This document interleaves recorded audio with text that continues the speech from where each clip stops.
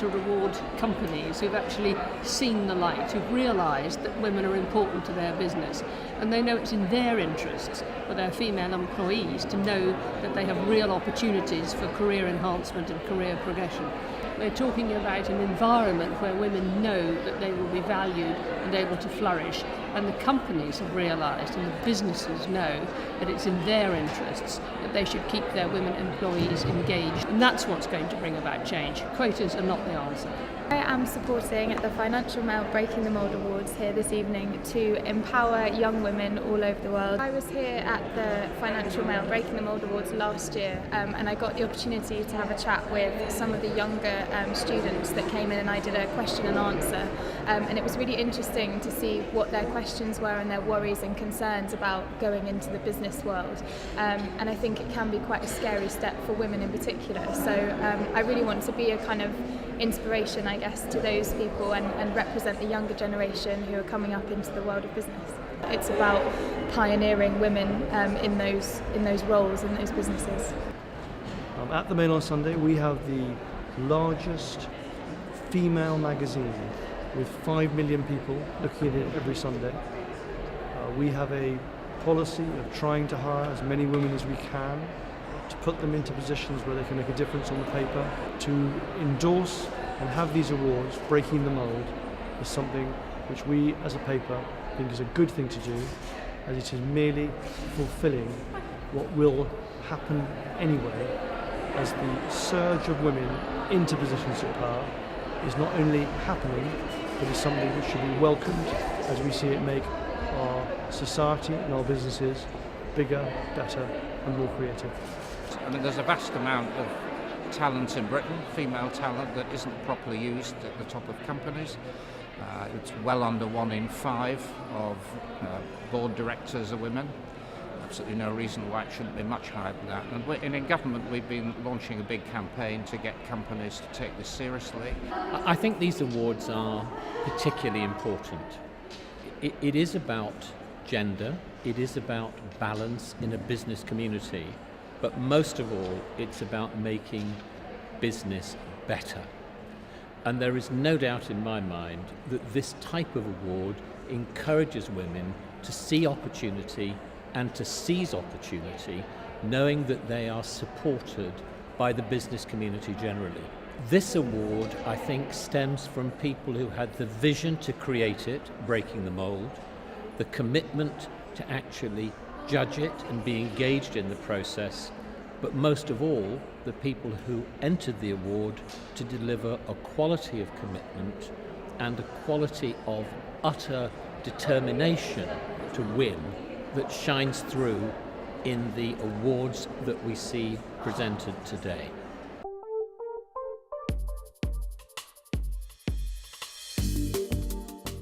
For the first time, we are launching awards that celebrate not the women who've broken the glass ceiling, but the companies who are doing most to make sure that glass ceiling doesn't exist anymore. These awards coincide with the 2nd anniversary of the review into women in the boardroom conducted by Lord Mervyn Davies. I have to admit that when Lord Davies produced his review, I, like a lot of women of my generation, was coming to believe that the only way to improve the representation of women in the boardroom was to impose quotas. I wrote as much and Lord Davies disagreed with me. He argued that significant change could be achieved on a voluntary basis, and that the media had an important role to play, not only in highlighting the companies that weren't doing enough, but to encourage the companies that were doing something splendid to improve and modernise their workplaces. Women now make up more than half the workforce. They tend to get better qualifications at school and university, yet from the middle ranks of organisations, they begin to disappear. The entrance to these awards show a growing number of companies thinking deeply about this leakage of talent and what they can do to rectify it and to ensure that corporate Britain remains as competitive as it can possibly be. So tonight we're celebrating the best of those sensible companies who are putting in place structures to ensure they do harvest the best of what's on offer, to ensure this country's economy is as strong and vibrant as possible. Women on boards, women in business has become a fashionable topic. But it is so much more than that. It isn't simply about being politically correct or ticking the right box in corporate governance. It is about ensuring that British business is at its best. And there's absolutely no doubt, when you've served on a board and chaired a board, the atmospherics, the dynamics of that board are infinitely better when there is mixed gender, and the results of the debate and discussions are infinitely better and, I think, more balanced than those that simply come from a single gender review. So this is about not just doing what people think is right for the moment, it is about doing what's absolutely right for British business. And this award will, I think, lift and elevate the profile of women in business who are really breaking the mould in the interests of women, of demonstrating that it's about merit first and gender second, but most of all, when you're there, that you bring something very special to the party. But it is important to recognise that as we look at something that's so difficult to conquer, the whole issue that is a lot to do with sociological factors, the whole pipeline issue, that it's important to recognise there are companies who are making progress, who have achieved success with what they've put in already. And I'm hoping that tonight, not only will we celebrate the success of those organisations, but it will inspire other companies and women who can hear what's been going on to feel, yes, they can achieve a faster pace of change as well.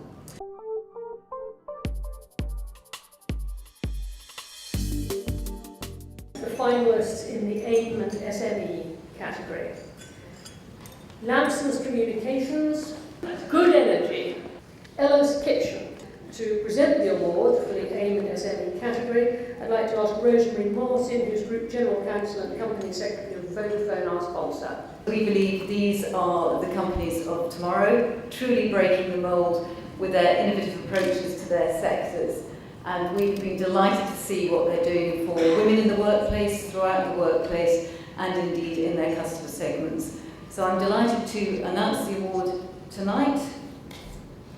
And the winner is Good Energy.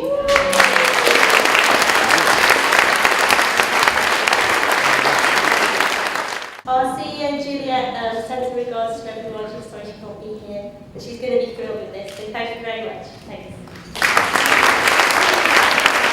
Right, and now we move on to the finalists in the Professional Services category. KPMG, Withers Worldwide, Ernst & Young, and Reed Smith. And to present the award for the Professional Services category, please welcome Alison Robb, Group Director from our sponsor, Nationwide Services Society. Nationwide is delighted to sponsor the Breaking the Mould inaugural awards tonight. As a Group Director at Nationwide, I chair our Women's Network, an employee-led network. We're passionate about creating a pipeline of talent, not because of quotas or targets, because it makes good business sense. And I hope you'll all share that sentiment with me. Congratulations to all our finalists, and good luck for the winner. And the winner is Withers Worldwide. Make the women in your organisation able to be the main breadwinners for their families. That's how you get senior women into senior positions. So thank you very much indeed. Next we come to the finalists in the public sector category. The Bank of England, the Home Office, the Staffordshire Fire and Rescue Service. And to present the award for the public sector category, I'd like to introduce Anne Richards, Chief Investment Officer from sponsor Aberdeen Asset Management. Lack of female leadership is endemic across every sector, whether it's the not-for-profit sector, the higher education sector, and indeed the public sector. So we're particularly delighted to sponsor this award, which focuses on those who are doing utmost to promote women leadership, female leadership in the public sector. So with no more ado, I will open the envelope and hope at this stage I can read what's written on it without my glasses. And thankfully, it is in very large print, so I'm delighted to say that the winner of the public sector category is the Bank of England. The bank has been employing women since 1894. 1894, the bank took a very sound economic decision to hire women. it was cheaper to hire women than to hire 15-year-old boys to shred the old banknotes. And here we are 119 years later. We hire brilliant women from school and from university. We maintain them all the way through their career. We keep the same proportion of women from the time they join to the time they get to senior executive positions. Thank you very much. Now we come to the medium-sized corporate category. William Hill, Human Capital Investment Group. And finally in this category, Alliance Trust. And to present the award in this category, please welcome Helen Dickinson, Director of Communications for our sponsor, John Lewis. John Lewis is absolutely thrilled to be supporting such a worthy cause and such brilliant awards tonight. It is something very close to our heart. I'm absolutely delighted to be able to announce the medium-sized category award, and it is William Hill. No, we're absolutely delighted to be here. We employ a great number of women in our organisation. Certainly more than a half, almost 60% of people in the organisation are women. Thank you very much indeed. Now the finalists in our large corporate category. Centrica, BAE Systems, Vodafone, Lloyds Banking Group. And to present the award in the large corporate category on behalf of BNY Mellon is Helena Morrissey, founder of the 30% Club. I think there is a perception that large companies struggle or might struggle to innovate, to be agile and to adapt their working practices. And I do know, I mean, it's a very strong set of finalists. My loyalty is the very least bit, or the 30% Club, that they've all done things that really have broken the mould in their own ways. But there can only be one winner, and that is BAE Systems. We are very flattered to be nominee, and doubly so to be the winner this evening. Thank you very much indeed. Now, the moment you've all been waiting for, the overall winner of the first Financial Mail on Sunday Breaking the Mould Awards. And here to present the trophy to our winner is Georgie Gregg, editor of the Mail on Sunday. So I'm delighted to announce that the winner of the first Financial Mail on Sunday Breaking the Mould Award is Vodafone.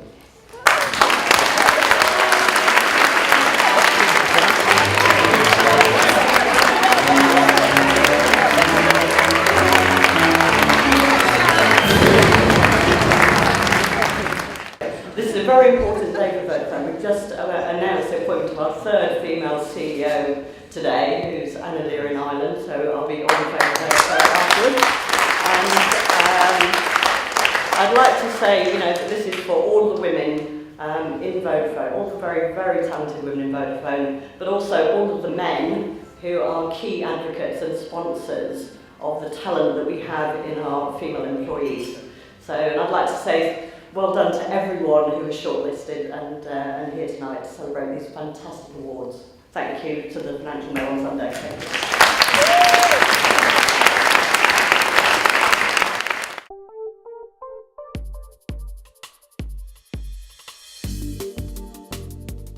It's been a brilliant evening.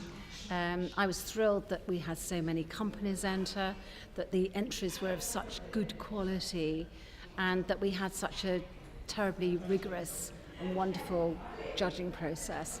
I think all of the companies that won were bowled over.